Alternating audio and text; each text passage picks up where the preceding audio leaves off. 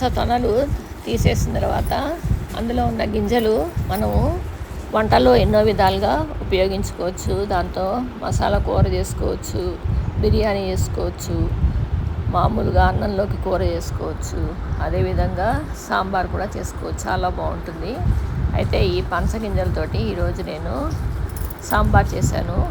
చాలా సులువు ఇది చేయటము, చాలా కమ్మగా కూడా ఉంటుంది. దీన్ని ఏం చేయాలంటే ముందుగా కుక్కర్లో మిగతా ముక్కలతో పాటుగా ఉడకబెట్టాలి. నేనైతే ముల్లంగి, చిలకడ దుంప, ఒక క్యారెట్, చిన్న సొరకాయ ముక్క కూడా వేసాను దీంతో పాటుగా. ఇవన్నీ కుక్కర్లో ఉడకబెట్టేసేయాలి. ఈ విధంగా ఉడికిపోతాయి. ఉడికిపోయిన తర్వాత దానిపైన ఉన్న తొక్క తీసేసి ఒక లేయర్ లాగా ఉంటుంది, అది తీసేసిన తర్వాత ఇప్పుడు ఈ ముక్కలన్నిటిని మనము సాంబార్ చేయటానికి వాడుకోవాలి. ముందుగా ఒక గిన్నెలో నీళ్లు తీసుకుని దాంట్లో తగినంత ఉప్పు, పసుపు, చిటికెడు కారం, కాస్తంత బెల్లము, అదేవిధంగా ఒక 3 టేబుల్ స్పూన్స్ బియ్యపిండి కూడా వేసి అదంతా బాగా కలపాలి. కలిపిన తర్వాత మనం ఉడకబెట్టి పెట్టుకున్న ముక్కలన్నీ వేసేయాలి.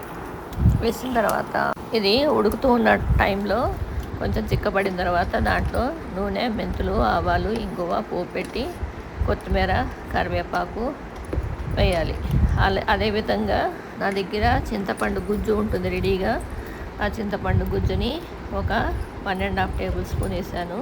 అలా లేని పక్షంలో చింతపండు కొంచెం నానబెట్టుకుని అది రసం ఇందులో పోసుకోవాలి. ఇవన్నీ కొంచెం ఉడుకుతూ ఉన్న టైంలో చివరిగా ఇందులో సాంబార్ పొడి ఒక 3 టేబుల్ స్పూన్స్ వేసేస్తే కమ్మటి పనస గింజల సాంబార్ రెడీ అయిపోతుంది.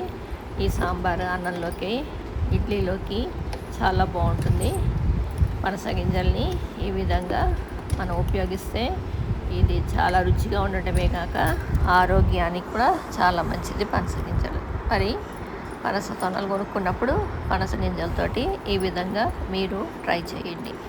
రుచికరమైన ఆదరుల్ని భోజనంలోకి ఈ విధంగా ఆస్వాదించండి. Thanks for watching.